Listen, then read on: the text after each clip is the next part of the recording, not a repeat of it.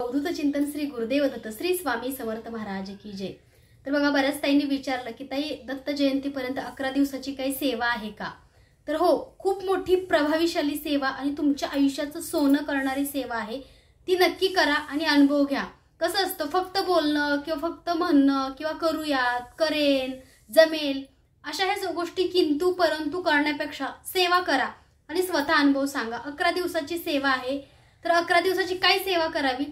जर तुम्ही नवीन सेवेकरी असाल तर तुम्ही 11 दिवस स्वामी समर्थ महाराजांचा अभिषेक करा, 11 दिवस दत्त गुरूंचा अभिषेक करा, त्यांचं नामस्मरण करत। म्हणजे कसं, स्वामी समर्थ महाराजांचा षडाक्षरी मंत्र आहे श्री स्वामी समर्थ, दत्त महाराजांचा मंत्र आहे ओम श्री गुरुदेव दत्त किंवा अवधूत चिंतन श्री गुरुदेव दत्त किंवा दिगंबरा दिगंबरा श्रीपाद वल्लभ दिगंबरा असं म्हणून न चुकता 11 दिवस त्यांचा अभिषेक करायचा। जी अभिषेक मध्ये, जे तीर्थामध्ये जी ताकद आहे, जी पॉवर आहे, जी पॉझिटिव्हिटी आहे, ती तुम्हाला कोणत्याही मेडिसिन मध्ये, कोणत्याही औषधामध्ये मिळणार नाही। कारण बऱ्याच लोकांना शारीरिक व्याधी आहेत, बऱ्याच लोकांना रोगराई आहे, बऱ्याच लोकांना खूप काही त्रास आहे, बऱ्याच लोकांच्या मध्ये वाईट शक्ती, निगेटिव्हिटी खूप भरली, पण अशा वेळी ती बाहेरच निघत नाही। तर अशा वेळी काय करावं? तर बघा, तुम्ही स्वतः संकल्पयुक्त 11 दिवसाची ही अभिषेकची सेवा करा, दत्तगुरु स्वामी समर्थ महाराज। आणि त्याचबरोबर तुम्हाला अभिषेक नंतर त्यांचा जप सुद्धा करायचा आहे, 11 माळे एका जागी एका आसनावरती बसून। ते कसं, तर अभिषेक झाल्यानंतर बघा त्यांना नैवेद्य दाखवा, जसं की खडीसाखर असेल, म्हणजे जो भाजी पोळी असेल किंवा शिरा असेल, म्हणजे जे तुम्ही घरामध्ये काय अन्न शिजवता त्याच्यातलं नैवेद्य तुम्ही दाखवा। त्याच्यानंतर एका आसनावरती बसून 11 माळी श्री स्वामी समर्थ किंवा दिगंबरा दिगंबरा श्रीपाद वल्लभ दिगंबरा किंवा श्री अवधूत चिंतन गुरुदेव दत्त किंवा श्री गुरुदेव दत्त, म्हणजे तुम्हाला जो शक्य असेल, इझी, साधा, सोपा जो मंत्र असेल तो मंत्र 11 दिवस म्हणायचा आहे। त्याच्यानंतर तुम्ही सारामृतची सेवा 11 दिवसामध्ये, एक कसं असतं माहिती का, एका दिवसामध्ये तुम्हाला सारामृत पूर्ण होत नाही। जसं की दत्त जयंतीला तुम्हाला करायचं असेल तर तुम्ही काय करा, 11 दिवस 3-3 अध्याय किंवा 2-2 अध्याय, म्हणजे सेवेचं मी तुम्हाला एक साधी सरळ सोपी सेवा किंवा कशी करावी हे मी तुम्हाला थोडक्यात सांगते। कारण कसं असतं की आपण एक संसार रूपी मानव आहे आणि सेवा पण टेक आणि गिव्हच आहे बरं का। सेवेमध्ये पण टेक आणि गिव्ह चालतं जास्त। कसं, तर ह्या सेवेतून मला काय मिळेल, ही सेवा केल्याने मला काय प्राप्त होईल, ह्या सेवेमधून खरंच माझी इच्छा पूर्ण होईल का, माझे स्वप्न पूर्ण होतील का, असे बरेचसेच, म्हणजे सेवा पण स्वार्थापोटीच करतो मानव। पण असं नका करू, मला काहीतरी मिळेल म्हणून सेवा करण्यापेक्षा माझं काहीतरी चांगलं खूप होणार आहे किंवा ह्या सेवेतून मला काहीतरी चांगलं फळ मिळणार आहे, देव देईलच का असं नाही म्हणायचं, मला मिळणार आहे किंवा माझं भगवंत मला देणार आहे, अशी वृत्ती मनामध्ये आणा आणि तुम्ही सेवेला लागा। तुम्ही बघा, 11 दिवसाची ही सेवा आहे, रोज 3 अध्याय वाचवा, रोजचे वाचायचे आणि अध्याय वाचायला काही टाइम वगैरे लागत नाही बरं का। कारण तुम्ही बघा, सकाळी वाचू शकता, दुपारी वाचू शकता, कारण 12 नंतर चालते। त्याच्यानंतर तुम्ही संध्याकाळी, आता सारामृत जसं की मी 12-1 वाजले तरी मी सारामृत वाचते नित्य, सारामृत तुम्ही कधी वाचू शकता। तसं तुम्ही स्वामी समर्थ महाराजांचा जप करा। म्हणजे नवीन सेवेकरी असाल तर तुम्ही ह्या गोष्टी 11 दिवसामध्ये स्वतःला ह्या गोष्टींची सवय लावून घ्या। त्याच्यानंतर स्वामींचा जप करा आणि ज्या दिवशी तुम्ही सारामृत वगैरे वाचताय त्या दिवशी तुम्ही संकल्पयुक्त वाचन करा।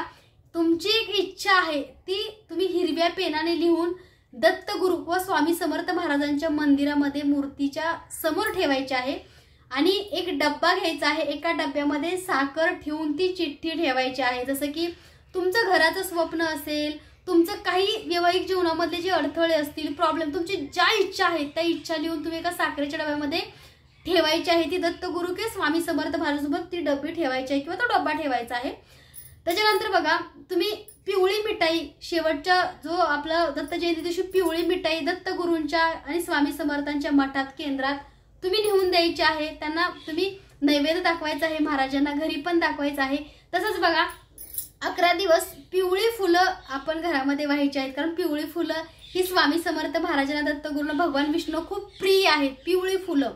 तसंच बघा, तुम्ही या सगळ्या एक छोट्या सेवा करा आणि तुम्ही स्वतः अनुभव सांगा। पण सेवेमध्ये सातत्य खूप महत्वाचं आहे। मी आज सेवा करतो आणि उद्या कंटाळा चाललाय, उद्या आळसच आलाय, मला झोपच आलीये, मी नंतर बघू, असं नाही चालणार। कारण कसं असतं, देव सेवेमधलं तुमच्या सातत्य बघतो, तुम्ही किती सेवेमध्ये टिकून राहता, तुम्ही किती मनापासून सेवा करता, ह्याला पण फार महत्व आहे स्वामी सेवेमध्ये। स्वामी समर्थ महाराज दत्तगुरूंची सेवा ही अंधश्रद्धा नसून ही डोळस सेवा आहे। तुम्ही डोळसपणे बघा, स्वतः तुम्ही अनुभवा, स्वतः तुम्ही अनुभव घ्या सेवेचा, त्याच्यानंतरच तुम्ही ठरवा की श्रद्धा की अंधश्रद्धा। अशा बऱ्याच ताईंच्या मनात प्रश्न आहेत की आम्ही खूप सेवा करतो पण आमचे प्रश्न सुटत नाहीत ताई, का असं होतं? कारण तुम्ही जी सेवा करताय ती तुम्ही योग्य करताय का? तुमच्या सेवेमध्ये सातत्य आहे का? तुम्ही तेवढी पवित्रता पाळताय का? किंवा खूप काही गोष्टी असतात त्या तुमच्यामध्ये असायलाच पाहिजे। आणि सेवा जसे की आपल्या पोटासाठी रोज जेवण लागतं, रोज आपण वेगळा आहार घेतो, रोज आपण चेंज काहीतरी बनवतो, चेंज काहीतरी खात असतो, जसं की घरी बोर होतं, फिरायला जातो, म्हणजे आपण आपल्या आयुष्याचा आनंद शोधण्यासाठी काय काय करतो। मग सेवेचं पण सातत्य असंच असायला हवं। रोज वेगळी सेवा करा, रोज काही ना काहीतरी चांगलं शिका, चांगल्या गुरुच्या संगतीत राहा। आणि आयुष्यामध्ये गुरु असणं खूप महत्त्वाचं आहे। जसे की स्वामी समर्थ महाराज गुरु असतील, दत्त गुरु असतील, नरसिंह सरस्वती असतील, श्रीपाद श्री वल्लभ असेल, माता लक्ष्मी असेल, माता तुळजाभवानी असेल, म्हणजे तुमचा कोणी ना कोणी गुरु असल्याशिवाय तुमची आध्यात्मिक प्रगती होत नाही।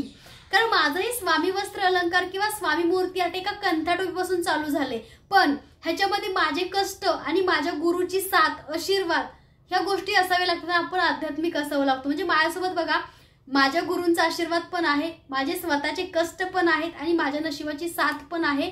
आणि त्यासोबत कर्म सुद्धा माणसाचं चांगलं असावं लागतं। कर्म चांगलं असेल तर तुमची ह्या जगामध्ये प्रगती होण्यापासून कोणी सुद्धा अडवू शकत नाही। जसं की मी दत्तगुरूंचा अभिषेक करते, माझ्या घरी दत्त महाराजांचा तिसरा अभिषेक स्वीकारायला स्वतः साक्षात दत्त महाराज आले होते।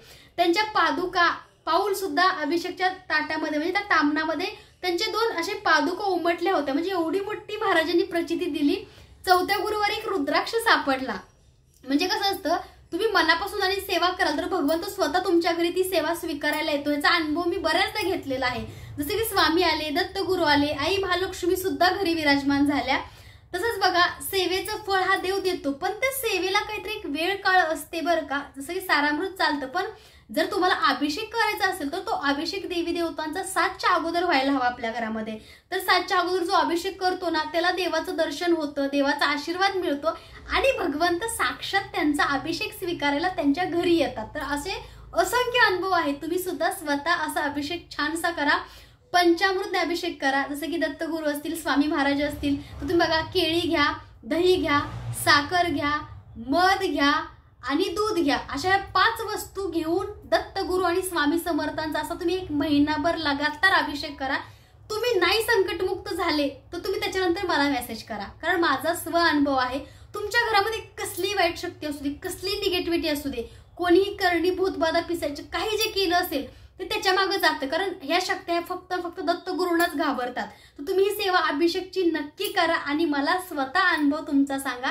तर 11 दिवस बघा तुम्ही ह्या सेवा करा। त्याचसोबत तुम्हाला जर सेवा खरंच जमतच नसेल कराय तर तुम्ही 11 दिवस अन्नदान करा। 11 दिवस कोणाला बिस्किट खाऊ घाला, कोणाला वडापाव खाऊ घाला, कोणाला कपडे द्या, कोणाला चप्पल द्या, कोणाला एखाद्या मुलाला एखादं पुस्तक घेऊन द्या, वह्या घेऊन द्या, पेन पेन्सिल, म्हणजे ज्यांना ज्या ज्या गोष्टीची गरज आहे त्या गोष्टी तुम्ही 11 दिवस दान करा आणि 11 दिवसानंतर तुम्ही मला अनुभव सांगा। कारण कसं असतं, भगवंत हा तुमच्या कर्माचं फळ देतो। तुमचं कर्म नेहमी चांगलं असायला हवं। त्यामुळे तुम्हाला देवाने ही संधी 11 दिवसाची दिलेली आहे की तुमचं कर्म आहे ते चांगलं करायचं। तर तुम्ही ही सेवा नक्की करा आणि स्वतः मला अनुभव शेअर करा। कारण कसं असतं, ह्या भगवंताने आपल्याला खूप काही दिले, म्हणजे अमाप संपत्ती दिली आहे, पैसा पाणी दिलेला आहे आणि असं काही नाहीये की आपल्याकडे काही नाहीये, पण जे पण आपल्याकडे काय आहे त्याच्यातला 1 रुपये मधला 4 आणि दुसऱ्याला देण्याची वृत्ती असायला हवी। कारण बघा, दान केलेले धन वाढतं आणि धन असंच ठेवल्याने ते नष्ट होतं एक दिवशी। त्यामुळे बघा, तुम्हाला धन आहे ते दान करून वाढवायचं आहे की ते नष्ट करायचं हे तुमच्या हातामध्ये आहे। तरी साधी सरळ सेवा सोपी 11 दिवसाची आहे, तुम्ही ती नक्की करा। किंवा तुम्हाला शक्य असल्यास पिवळी मिठाई घेऊन एखाद्या अनाथाश्रम मध्ये सुद्धा तुम्ही देऊ शकता, कारण त्यांचा जो आनंद असतो, त्यांचे जे आशीर्वाद असतात ते खूप लाख मोलाचे असतात। कारण त्यांनी ते खाऊन त्यांचा आत्मा तृप्त झालेला असतो आणि त्यांनी आपल्याला खूप छान असा आशीर्वाद दिलेला असतो। तर बघा, नेहमीच मी तुम्हाला मोटिवेशनल किंवा चांगल्या आध्यात्मिक गोष्टी सांगण्याचा प्रयत्न करते, ज्यातून मला फरक पडतो, ज्या मी स्वतः करते आणि मी ते तुमच्यापर्यंत घेऊन येते। कारण कसं असतं की अनुभवाचे हे बोल असतात, मी जे पण बोलते ते माझे स्वतःचे स्व अनुभव असतात। तर बघा, तुम्ही अशी स्वामी समर्थ महाराजांची सेवा करा। तसं तुम्ही चाफ्याची फुलं स्वामींना वाहा, दत्तगुरूंची आवडती पिवळी मिठाई तुम्ही वाहा त्यांना नैवेद्यामध्ये। त्यांचं तुम्ही सामुदायिक घरामध्ये नामस्मरण ठेवा 11 दिवस, किंवा आपला लाईव्ह नामस्मरण असतं ते तुम्ही 11 दिवस जॉईन करा आणि पूर्ण 11 माळी म्हणजे पूर्ण अखंड नामस्मरण करा. आणि त्या नामस्मरणाचा अनुभव प्रचिती ही मला नक्की तुम्ही कमेंटच्या द्वारे किंवा माझ्या व्हॉट्सअपला तुम्ही मेसेज करून मला नक्की कळवा.